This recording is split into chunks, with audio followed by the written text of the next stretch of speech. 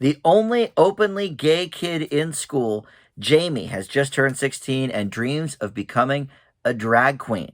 Everybody's talking about Jamie. Let's do the same.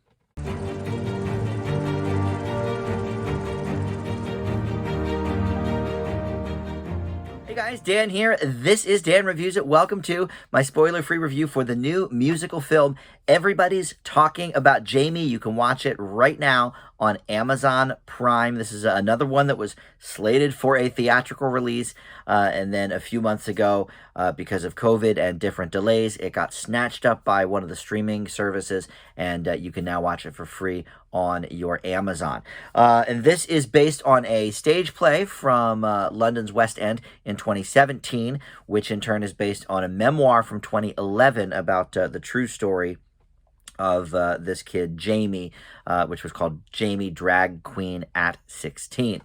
Before we get into this review, I do want to welcome you to Dan Reviews It. Thank you for finding this channel, and thank you for finding this video. If you like what you're seeing, feel free to go ahead and subscribe below. We'd love to have you aboard.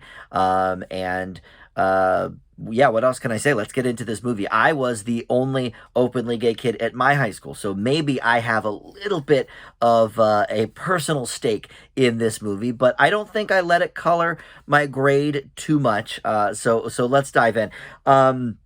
So I don't believe anybody from the stage production is reprising their roles here. I could be wrong about that, but it didn't look like it. Max Harwood is playing Jamie here, who is brand spanking new. I don't think he's ever done anything before on film or television. So this is a brand newcomer, and he is the heart of this movie, and he just kills it. I will say that straight out.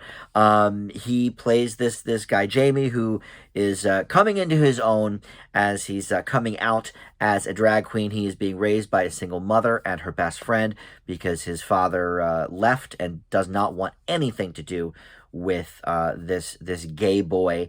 And then of course there's the bully at school. There's the teachers who are not really in Jamie's corner, and then his best friend, played by Lauren Patel, who plays Preeti Pasha, who is destined to be a doctor, and she also is sort of an outcast like Jamie, so they sort of found each other in that way. The only two people I really recognize in this movie is Adil Akhtar, who has been in different TV shows and movies. I saw him most recently in the show Utopia.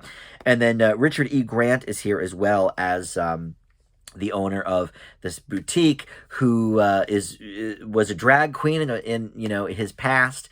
And I actually thought Richard E. Grant was gay. He plays gay very often, it seems, and he's not. He was actually just widowed earlier this year, but he had a wife for decades. So God bless. He pulls it off so very well.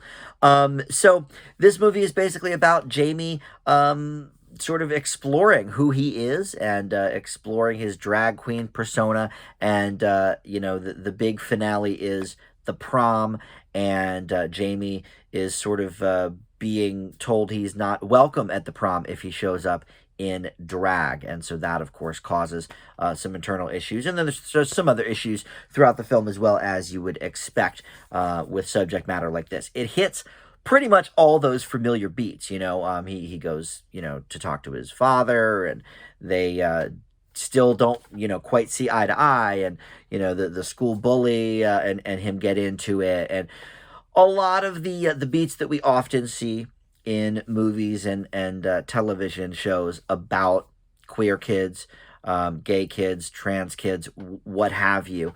And as I mentioned up top, I was the only openly gay man at my school. There were a few lesbians, but this was the mid-90s, certainly not as popular as it is these days.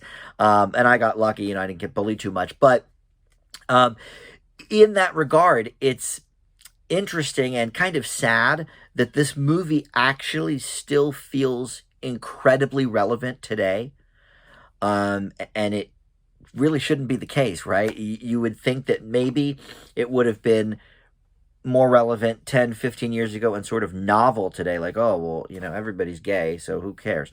But it's not the case. I know Um, between my nephew's friend who is gay and people I've just known through the years. Uh, Even though it's certainly more commonplace in school today as it was in the '90s, it's still a really, really hard thing. And a lot of these topics that they cover here are still quite relevant, which is heartbreaking. So, on the story aspect, this thing nails it. On the acting aspect, like I said, this kid, Max Harwood, um, came out of nowhere and he just slays this role. And he's a good singer too, which brings me to the weakest part of the movie, the songs. It's sad because when I think of some fabulous, fabulous musicals, I want them to have, the best music around. And this unfortunately just doesn't cut it. There is one new song that they did not have in the stage play. In fact, they cut about 5 or 6 musical numbers just to sort of tighten it up a little bit to a little less than 2 hours. Most musicals on stage go, 2.5 or longer because they have that intermission and whatever. But so they cut like 5 or 6 songs, but then they added this one, and it's sung by Richard E. Grant about his former life as a drag queen, and it's called "This Was Me." And that in itself just sounded lazy to me when I saw the track list. I'm like, well, this was me. Greatest Showman had that song "This Is Me," and that was a huge hit. And I don't know if it won the Oscar, but it was certainly nominated. So the fact that okay, the stage play came out before Greatest Showman, but that particular song is new to this. It just seemed a little bit on the nose, and I think a lot of the lyrics to these songs are pretty on the nose, and they're not all that catchy. Now, the good news about the music is the opening number and the closing number are great. Maybe the two best numbers in the show. There's one in the middle that's also really, really good. One of the more down-tempo numbers. But for the most part, the music here is just not as memorable as I would have liked it to be. Because everything else surrounding it is just on point. Now, we do get a little bit in the melodramatic arena when we have some flashbacks to Jamie's childhood where, as a 8-year-old boy, he's putting on mommy's makeup, and those seemed a little bit on the nose, and maybe we could have done without that. But overall, I think this is a movie that does succeed in what it's trying to do, which is tug at the heartstrings. This doesn't seem like, I don't know, sort of a ploy to get what's happening right now. It seems like every time I turn around, there's a new show or a new movie about queer youth or whatever. And a lot of times it does seem like it's kind of pandering. But maybe because this was based on a true story, maybe that's what makes it more authentic. But I really appreciated the heck out of that. And I really teetered throughout this whole movie. For a while it was kind of in that B range. And then every new song that came up that wasn't wowing me, I was like, all right, well, this maybe could even be a B minus. It's sort of dipping for me. But then that last 10 minutes really brings it around. Like I mentioned, the final song is great. But in addition to that, the heart and the real emotional core of this movie comes to a head in those last 10 minutes.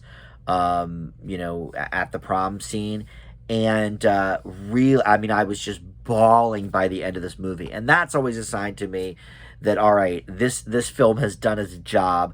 And again, I say this with the caveat that I don't I don't wear dresses or anything like that, but I was the only gay kid at my high school, so for me, maybe this grade is elevated a little bit, but I don't know. I don't think so.